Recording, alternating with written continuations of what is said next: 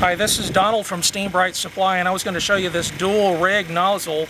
It has a push-pull option if your pressure washer's got soap injection, and then it also allows you to be able to rotate this plastic to change between a 0-degree spray all the way up to an 80-degree spray.